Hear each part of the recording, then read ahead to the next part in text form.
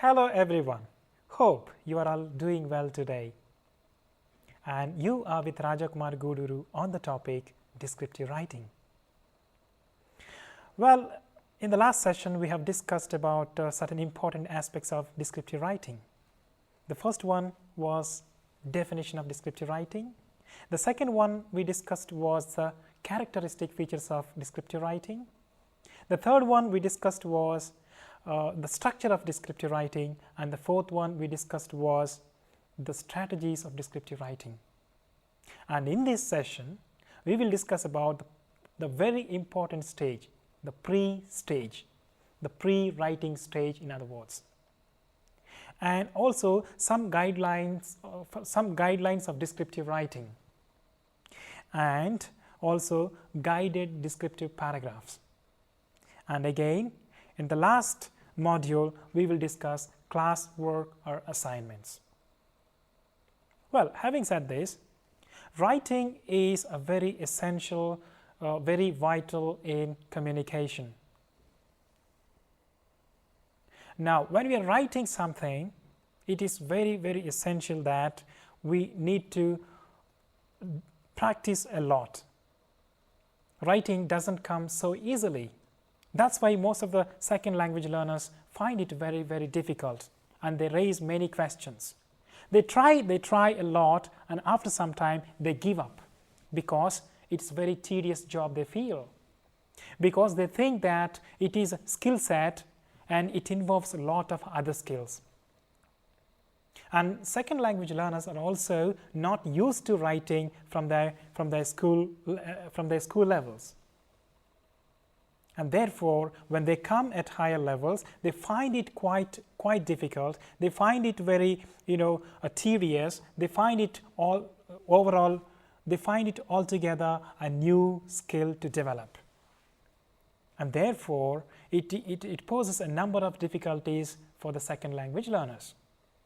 So at this juncture, we need to be aware of a lot of stages, a number of stages in the process of writing, in the process of learning to write, in the process of developing one's written communication skills. And having said this, now in this session, let us look into the other aspects of descriptive writing that we are going to see. Pre-writing stage. Here are some tips for pre-writing stage. I told you it is a very, very essential stage. Therefore, we need to listen to carefully some of the aspects that are going to be discussed in this session, in this module, and we need to listen carefully because we need to incorporate all these into our descriptive writing. Number one, think about all the aspects of a person, place or thing which you want to describe about. It's very, very essential. We need to think about all the aspects. Number two is, now once you've thought about all the aspects, simply make quick notes of what you have observed, what you have thought about. And later you can refer to these notes when writing your finished work. It's very, very essential. Once you make notes, keep it aside safely. Do not just scribble something illegibly and then throw it aside or put it aside. You need to get back to the details, you need to use it again and again. Therefore, keep your notes very clear, very neat, legible, and then keep it safe. And the third point is, write simply. When we are jotting down points, don't think that you should come up with a sort of very complex sentences. Don't be under the impression that you just write at one go the entire paragraph. That doesn't happen really. So, when we are jotting down in the pre-writing stage, remember clearly, remember well that we need to just jot down the points that come across, that occur in our mind, that we can think of. Otherwise, there is a tendency that you can forget these ideas immediately. Therefore, as you think, just put them down. That will help you. All right? And therefore, let it be simple. At this stage, when you are thinking, when you are putting them on the paper, let them be very simple sentences. Simple as possible. And say exactly what you see, what you feel, what you hear, and so on. All right? Say exactly what you see, what you feel, how you feel about it. Be specific when you write. One has to be very specific, not too general about things. That confuses the reader. Therefore, be specific. For example, instead of saying a tree, say what kind of tree it is. In that sense, one has to be, to that extent, one has to be very, very specific. And the next point is, descriptive writing largely depends on observing and recollecting vivid moments. As you observe an event, jot down everything that you observed. Push yourself to remember as many details as you can. It's quite essential, because later you have to recall it from your mind and then put it into practice when you're writing. Therefore, remember as many vivid details as possible. And the last point is, remember, you are the writer who observes. You see the people and the scenes. You have the power of the word and can shape the images that you present. You are very powerful here. In the descriptive writing, you become very powerful because you see it, you feel it, and you express it the way you want it. And therefore, you become very expressive, you become very powerful, you become sometimes very emotional. All these things are possible. And draw upon your knowledge of facts, your memories, and your imagination. These are the three important things. One is facts, memories, and imagination. In other words, these three things can be called as the known, the remembered, and the imagined. What are they? The known, the remembered, and the imagination. Take it as three persons. Very, very essential. So, these are the few points which are very essential in the pre-writing stage.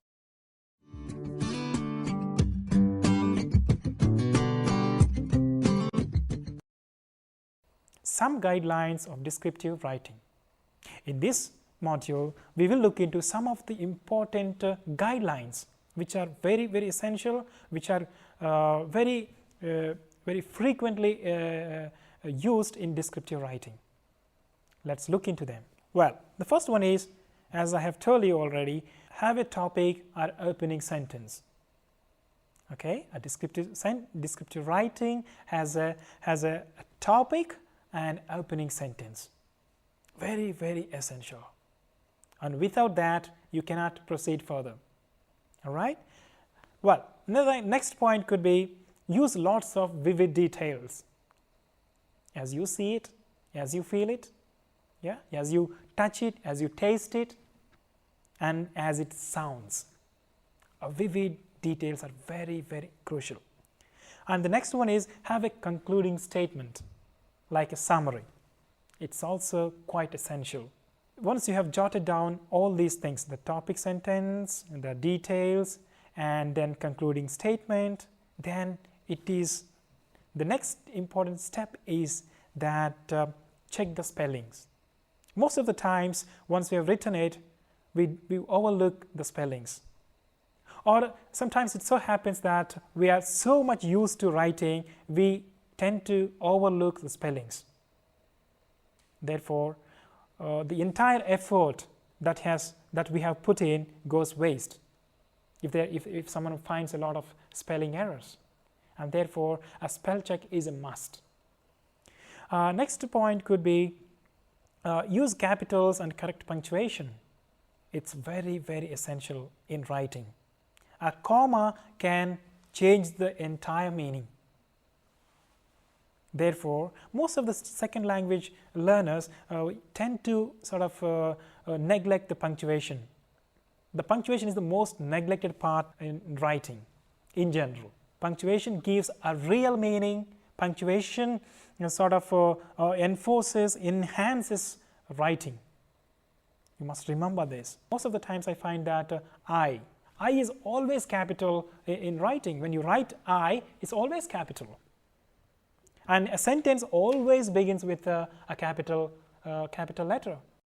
It's generally understood that a sentence, a statement ends on a full stop. A question ends on a question mark. Expressive or exclamatory sentence ends on an exclamatory mark. We cannot afford to neglect all these things. These are basic things that one needs to take care of when writing. But second language learners seem to be aware of all these things.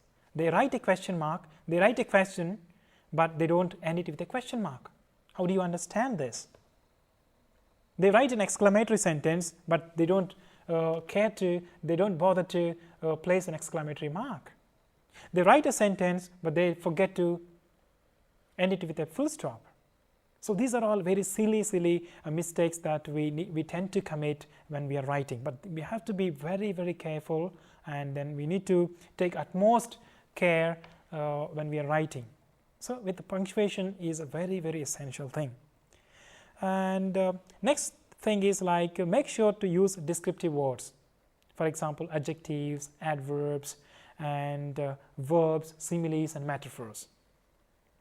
Once your paragraph is ready, check for these things. If not, you see where you can add them and how colorful you can make the sentences. I told you this is not the final stage. This is only a pre-writing stage. Therefore, you can still add, you can still modify, you can still add color to your sentences. And therefore, do not hesitate to use appropriate words as and when necessary to make your descriptive writing very colorful and very enticing for the readers. And the next important point is make sure each statement or questions make sense. It's very important too. Sometimes we are not very sure of the form, the grammatical form that the sentences we are writing. Sometimes we write only half of the sentence and then we end it with a full stop.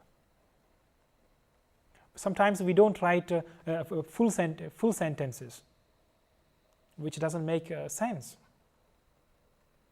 So we need to take care of that a sentence is complete and it is in the proper form and it makes really sense.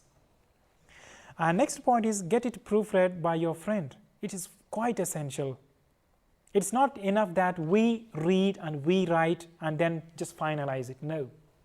Always it is very important to take a second opinion from your close friend or from your own teacher, and then once they give you comments, then you edit it, rewrite it, and then make it a final draft. So there are these many are the pre-writing stage. In this particular pre-writing stage, these many steps need to be cared for. Therefore, sometimes writing also seems to be very tiresome because it involves many steps in the procedure, many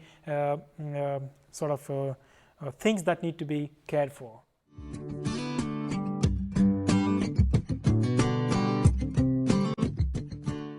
Good. Having set the pre-writing stage, now let's move on to Module 3, Guided Descriptive Paragraphs. We have learned that descriptive writing is an art form. It's painting a picture with words so that the reader sees exactly what the author is describing. Now, let us look at a few examples to see what this really means. Shall we? Are you ready? Good. Now, complete the paragraph by using all the hints given. Let's do a small task now. I have given a paragraph here. I have given the title too, but I have not given the entire paragraph here. I have given only the hints. There are some blanks in it. So you need to read it once, twice, thrice if required, understand it, and then fill in the blanks and make it a complete paragraph. Shall we do that? Good. The blonde guitar. Hints. My valuable possession. The first instrument. It's nothing fancy, all scuffed and scratched and fingerprinted.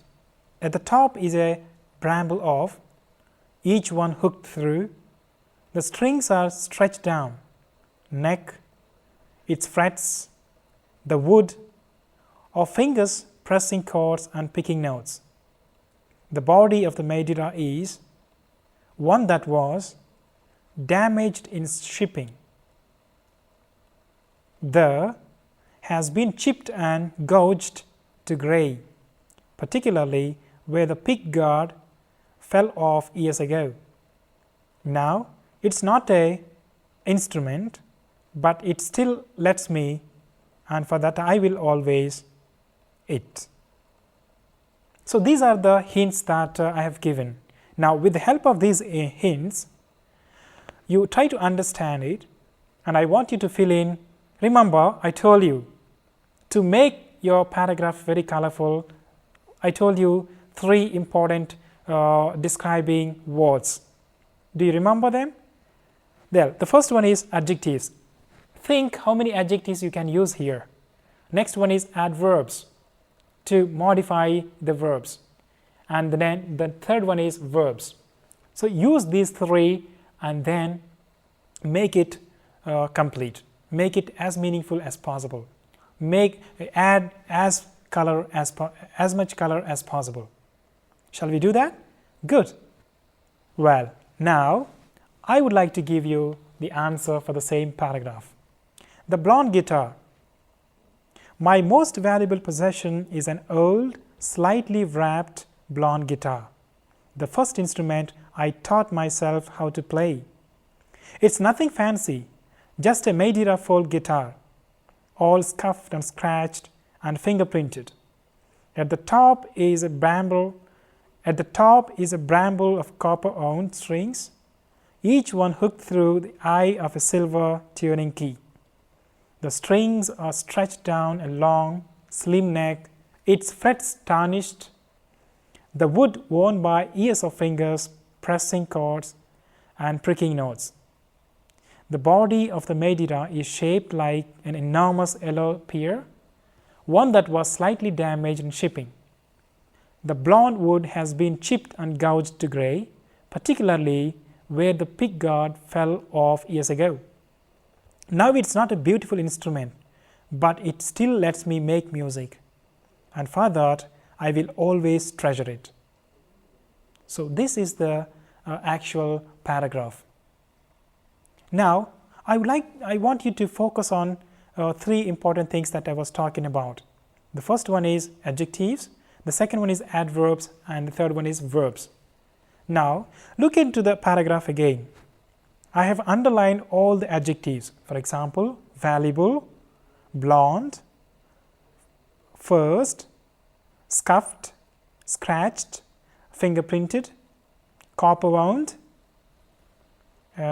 stretched, long, slim, worn, pressing, picking, enormous, blonde, beautiful.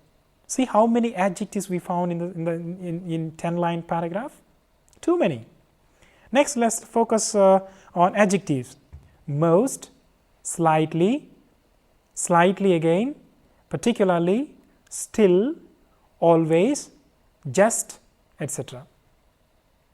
Okay, and let's focus on verbs now. For example, warped, hooked, tarnished, damaged, chipped, gouged, and treasure. So, these are some of the verbs that have been used in this paragraph. So, we have seen now adverbs, adjectives, adverbs, and verbs. So, these 3 descriptive words made this paragraph a beautiful one, a readable, very colorful, and very enticing for the readers. Imagine without these descriptive words, how would the paragraph look like? We wouldn't even like to read it. So, remember, these are the words that make the writing very, very colorful.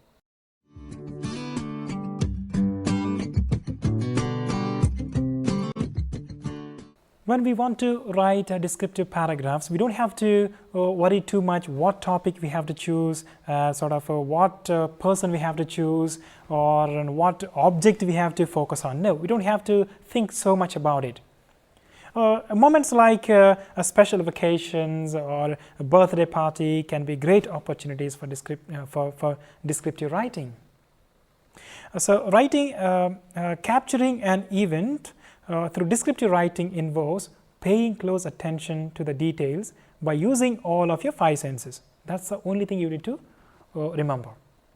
Otherwise, you can simply write anything, you can take any topic and then just start describing it. As I told you, birthday parties, as I told you, a small trip that you have made along with your family, or the travel that you have made, or for example, your favorite food item, or your pet, okay, or sort of a perfect teacher, okay, or sort of your bedroom.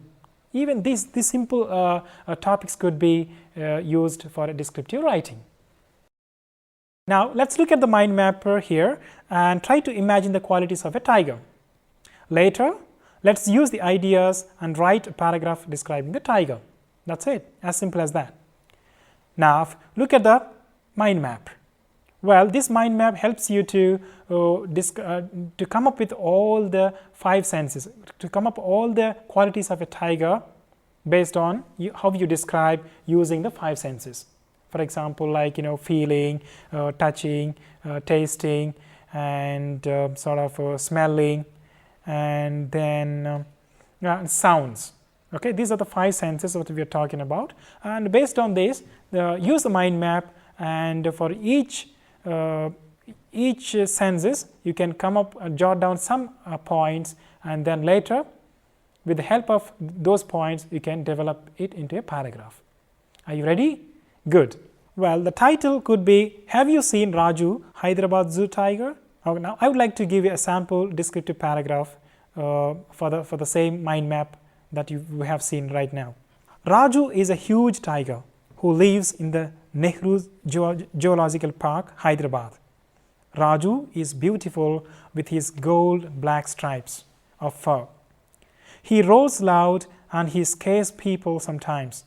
Sometimes people scream aloud. Sometimes people scream loud when he moves quickly. Raju loves to eat raw meat. To him, the meat is a tasty meal. When Raju is near meat, he can smell his delicious meal. He seems that he has soft fur, but many would never take the chance to feel it if it was very soft or not. I have seen Raju, and to be honest, he was a beautiful tiger.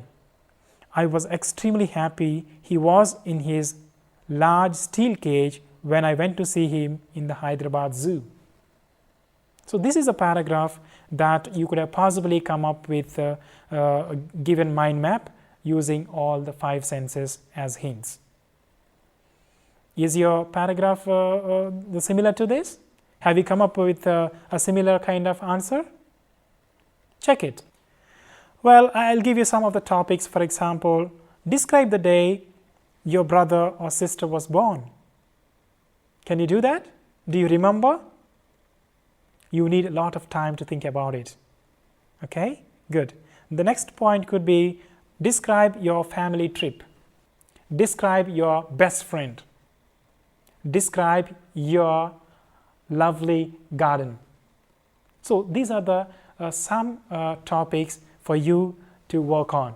So do it, keep all the things in mind, and I hope you will really do it well.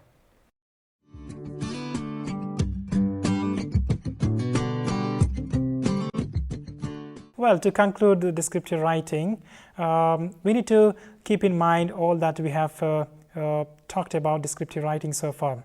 I hope you remember, for example, we have seen the definition of descriptive writing, characteristic features, structure, strategies, and some sort of a pre-writing stage. All these things are a part and in the process of writing descriptively.